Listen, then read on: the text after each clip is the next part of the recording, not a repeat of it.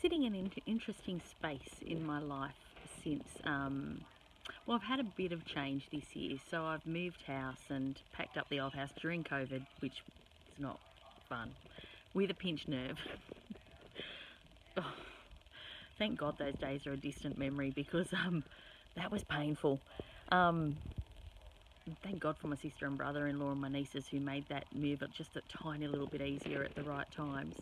I only lost my crap once though, which was good, like got angry once. But anyway, that was a big change. The pinched nerve where I was struggling to drive, sit, walk, everything was hard and threw me. And then we went into COVID and that brought everybody its own challenges. And then my dad died.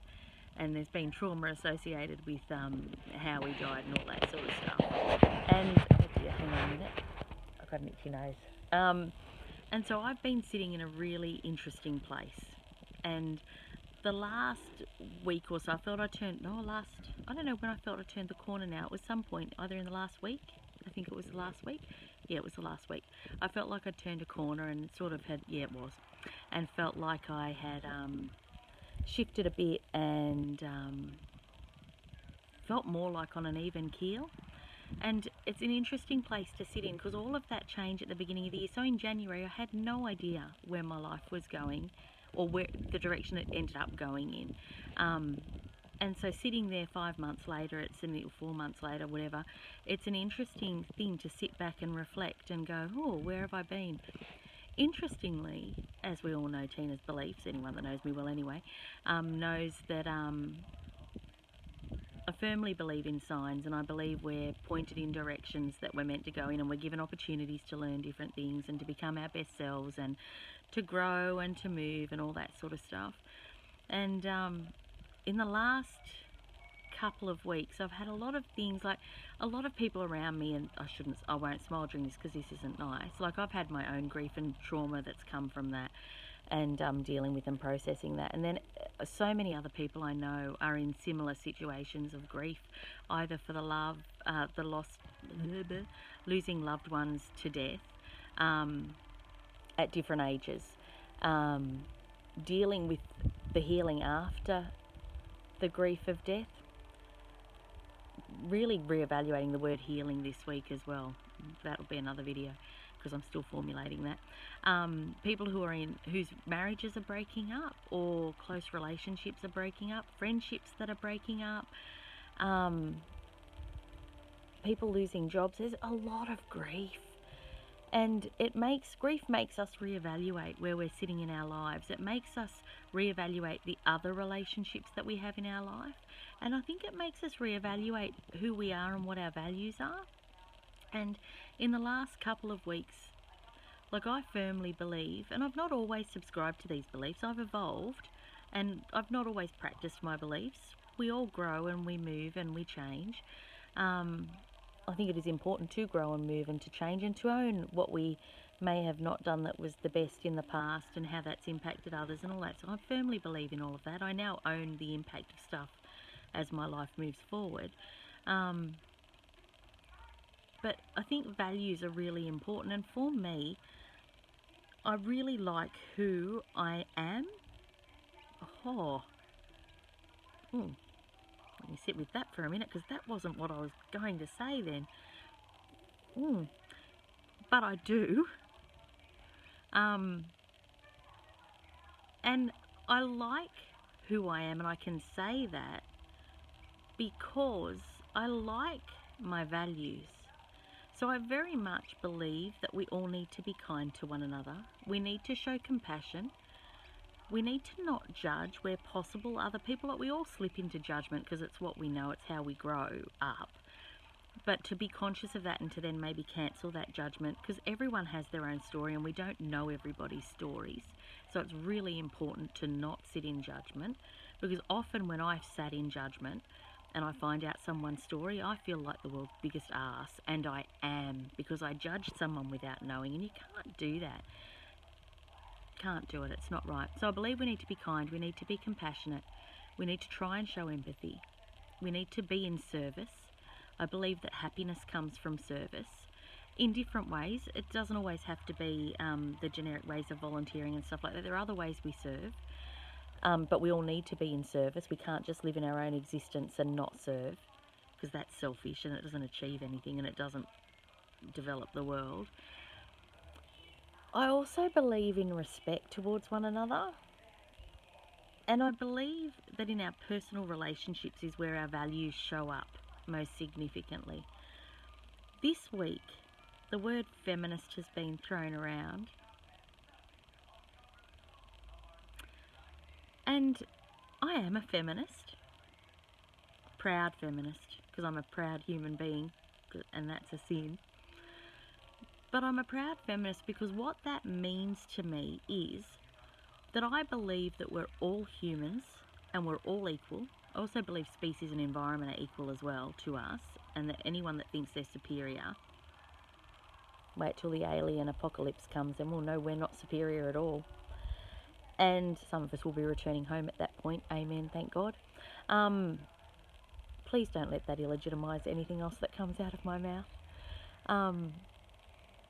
And so feminist to me is, as a woman, I'm entitled to be safe. I'm entitled to respect. I'm entitled to be able to make the most of opportunities that are presented to me and to create opportunities for myself. And the fact that I have a vagina and boobs should not take those rights away from me. It's like skin colour shouldn't take anyone else's rights away or their opportunities. It does in our society, because we've created systems that enable one person to feel better than another person, which is all just bullshit. But we've created those systems. We need to dismantle them, as I choke on my words. But as a feminist, all it means is I am entitled, and I believe everybody else is entitled, to the same things, the same opportunities, the same rights, the same everything, and the same responsibilities, without a doubt. And that's all that means to me. So when people go on and demonise feminists, I think, what the fuck are you talking about? You don't know what you're talking about. Don't get on a media bandwagon and say all feminists are bad, especially if you don't know what feminism is. And to women, this will be a moment of judgment. I struggle with women who say that they're not feminists, because we wouldn't have the right to work or the right to speak our opinions and vote if women before us didn't sacrifice a hell of a lot to fight for those rights for us. I've talked and blogged about this before. Anyway, my job is to educate, not to judge. So I need to cancel that judgment and come from a place of love and compassion, which is hard. I'm not perfect. I don't hold myself up on a pedestal and say that I'm perfect. I am always a work in progress. I am consciously living my life now, and that's what makes the difference. So I can judge, because I'm human, and then I can go, oh, hang on a minute. Nah, you're going against your beliefs there. You need to pull your head back in, and you need to make good on that. And that's what I do. One of my other values, I show the kindness to myself these days that I show to other people. And I often now try and show that kindness to myself first, because it's important that I'm kind to myself. Can't give from an empty cup. So that's one thing. The other thing that keeps cropping up is relationships. I am an exceptionally blessed human being with the people I have in my life. I have a couple of sacred people whom know me the best that anyone ever has. Not as well as I know myself, but sometimes they highlight things for me in the shadow aspects that I need to work on, or that don't work, or that I've lapsed on, or whatever, and that's okay. I deal with that, that's fine. And they are sacred people to me. We don't always agree, and I love that, but they're sacred. I always endeavour to show respect to those people. I'm not in an intimate partner relationship, so my sacred people are my people. They're my safe place. I do my very best as I learn and grow through each of them, and there are 3 I'm thinking of at the top of my head. And I do my darndest to grow through them and show respect to them, because they're important to me. I don't want them to feel that I have devalued them. I don't want them to feel that they're not important to me.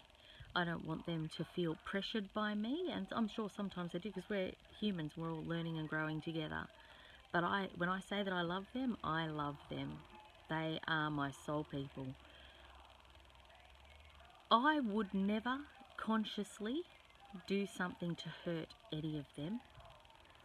I would never intentionally behave in a way that would bring hurt, disrespect, embarrassment, or damage to them. They are that important to me. What I don't understand, so I'm setting my parameters there. What I don't understand is when I hear that people are in committed marriage relationships or committed de facto relationships or committed intimate relationships and they don't respect the other person. And the way they show that lack of respect is dishonest communication. I'm honest with my sacred people. It's sometimes uncomfortable, it's often awkward. I don't always like their responses to me, but it's honest, and those relationships are based on strong foundations of honesty. Because from honesty comes respect and value. A lot of people say that I'm, because I'm not married and have never been married, and they question, number one, whether that's because I'm gay. No, I'm not. They then question whether it's because I'm a raving lunatic feminist. Possibly. But more than anything, it's because marriage is sacred to me. And it always has been. My parents were not happy in their marriage. And I saw a lot of the impact of what that does to people. And I always said I would only ever get married if I met someone that I would have a solid best friendship with first. Because that sustains us through all of the troughs and all of the peaks. The friendship becomes the foundation. And the love grows from that. And I maintain that belief that the person that I marry, if I ever get married, will be the person that is my best friend, that is committed to me as a whole human. Does that mean the relationship's always going to be perfect? Never is. Does it mean there aren't going to be challenges? No, there will be. But it's that choice to work through them. It's that choice to prioritise your own needs as well as the other person's needs and the needs of the relationship above all else in your life. And that is why marriage is sacred to me. That's why I'm not married. Add to that all of my childhood trauma, which has made it difficult for me to form trusting, healthy relationships until this point in my life, realistically. And definitely, I've never ever felt safe to be vulnerable with people until this point in my life. So, I'm a bit slow, a bit behind the eight ball, but making up for it. And growing heaps. So that's why I'm not married. I believe that we should honour marriage and we should honour the person that we're married to. And that means being honest and owning your shit. It doesn't mean turning around when you're not feeling right and blaming the other person. It doesn't mean having an affair.